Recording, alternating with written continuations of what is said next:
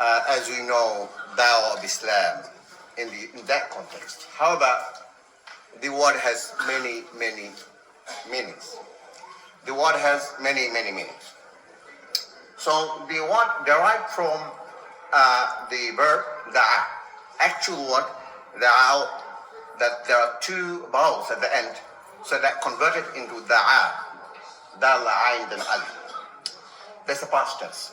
So we know the yad'u, ud'u is a command, yad'u present tense, and da is the past tense, meaning invite, call, even giving invitation. Dawah, we say the ending with the ta marbuta, the closed ta, dawah.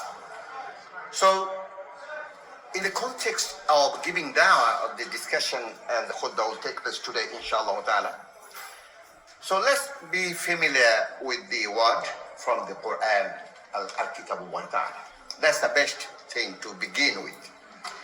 Surah Al-Qamar, if you listen to this ayah of Allah subhanahu wa ta'ala, فَتَوَلَّ عَنْهُمْ يَوْمَ يَدْعُ الدَّاعِي إِلَى شَيْءٍ نُكْرٍ. Here, both words in present tense, يَدْعُ, and الدَّاعِي, the doer, the fa'il, the subject. يَدْعُ, calling in this ayah, الدَّاعِي, the invite, by the inviter to a hard task. So this is general meaning. So another ayah, Surah An-Nahl, verse number 125. Ud'u ila sabili rabbik. Call towards you, Lord, to the way of your Lord. Ud'u ila sabili rabbik bil hikmah wal maw'izatul hasanah. With wisdom, the best manner, wal maw'izatul hasanah. So this is the meaning, calling towards the way of Allah subhanahu wa ta'ala. And another meaning, as I said, calling Allah means supplication, could be ibadah, ad-du'a. Again, originated from the same word, ad-du'a, and we know the du'a. هنالك دعا زكريا ربه. Here, that there did Zakaria radiallahu ta'ala anhu pray to his Lord. Alayhi salatu wasalam prayed to his Lord, that he called Allah subhanahu wa ta'ala. Finally, the Baqarah ayah, many of us may be familiar with the ayah in the month of Ramadan. وَإِذَا سَأَلَكَ عِبَادِي عَنِّي فَإِنِّي قَرِيبٌ أُجِيبُ دَعْوَةَ الدَّاعِ إِذَا دَعَانِ. So أُجِيبُ دَعْوَةَ الدَّاعِ, da'wah is the noun, again the word actually I'm going to talk about. But in that context, in this ayah, Allah subhanahu wa ta'ala addresses about you asking, you dua, you ask for something, Allah subhanahu wa ta'ala responds to that. Again, ad-da'i, the fa'il, the doer also is presented there. Three forms are there, إِذَا دَعَانِ. So three forms in this ayah of Baqarah you'll find there. Finally, again in the same meaning of invocation, dua, supplication, وَقَالَ رَبُّكُمْ ud'uni astajib lakum. Your Lord said, Allah said that whenever you invoke dua to Allah subhanahu wa ta'ala, Allah subhanahu wa ta'ala will respond to that. So my dear brothers and sisters, what is the da'wah? The da'wah nowadays has come to a point that it has become so narrow. It's like I'm inviting you, and its mission. And the messenger of Rasulullah has come with the greatest invitation to enter mankind. And that's not my assertion or my admission. يقول الله تعالى in many ayat, هو الذي أرسل رسوله بالهدى ودين الحق ليظهره على الدين كله وكفى بالله شهيدا. This is the ideology. This is the way of life for enter mankind. وَالَّذِي أَرْسَلَ رَسُولَهُ بِالْهُدَى. That is the guidance that Allah sent Muhammadur Rasulullah sallallahu alaihi wasallam with to invite the mankind. And also, وَالَّذِي يُصَلِّ عَلَيْكُمْ in Surah Ahzab, وَالَّذِي يُصَلِّ عَلَيْكُمْ وَمَلَائِكَتُهُ لِيُخْرِجَكُمْ مِنَ الظُّلُمَاتِ إِلَى النُّورِ. For the mankind to be transferred from the darkness to the nur, to the light, to the deen of Islam. And final ayah in this regard, Surah Ibrahim, Alif Lam Mim, that will actually clarify the position that what is the dawah about? The actual mission that Rasulullah was blessed with. Alif Lam Mim kitabun anzalnahu ilayk ليخرج الناس من الظلمات إلى النور بإذن ربهم إلى صراط العزيز الحميد. Subhanallah bihamdi. We are the pioneer. We are at the forefront. We are the believers.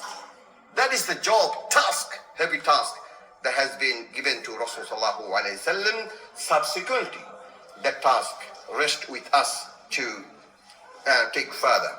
Sallallahu alaihi wasallam about to convey the mission of Islam, to convey the message of Islam, convey Islam to the mankind. Ya ayyuha Rasul, addressing Rasulullah sallallahu alaihi wasallam. Ya ayyuha Rasul, بلغ ما أنزل إليك من ربك وإن لم تفعل. They convey whatever been bestowed upon you, or whatever been continuously as the Quran was been revealing to him. That's conveying one after another. The manner word is a word of generality. It encompasses everything. Whatever has been conveyed to the Quran, we should convey to the mankind. Then Allah SWT said, this is a really danger in it. وَإِن لَمْ تَفْعَلْ, and if you did not do it, and Allah says, فَمَا بَلَّغْتَ رِسَالَتَهُ, you did not convey the message of Islam, the risalah that you have been bestowed upon. You did not convey that if you did not give down to the mankind. My dear brothers and sisters, Rasul sallallahu alaihi wasallam, one of the attributes of Rasul sallallahu alaihi wasallam, that يا أيها النبي إنا أرسلناك شاهدا ومبشرا ونذيرا وداعيا إلى الله بإذنه وسراجا منيرا. That Allah subhanahu wa ta'ala attributes Rasul sallallahu alaihi wasallam, يا أيها النبي إنا أرسلناك, I sent you shahida as a witness, ومبشرا as a warner, as a giver of glad tidings, وَنَذِيرًا as a warner. Then the word is وَدَاعِيًا, then the word comes as a da'i, who gives da'wah to mankind. دَاعِيًا إِلَى اللَّهِ بِإِذْنِهِ وَسِرَاجًا مُنِيرًا. The word سِرَاجًا مُنِيرًا is meaning that radiant lamp. Some of the Mufassirin asserted that why Allah subhanahu wa ta'ala did not use the qamar or shams, the moon or sun, because Allah subhanahu wa ta'ala linked with reality the lamp, the light. You have, take an example, a candle. If the candle gives to light to another candle, it gives without diminishing its light. The second candle gives light to 3, 5, 10. 10 gives to 100. 100 can give to many hundreds. And that's the way we are 2 billion Muslims through the da'wah. Subhanallah bihamdi. وَسِرَاجًا مُنِيرًا, the radiant light is so powerful, so giving, that it can spread. We have a rest.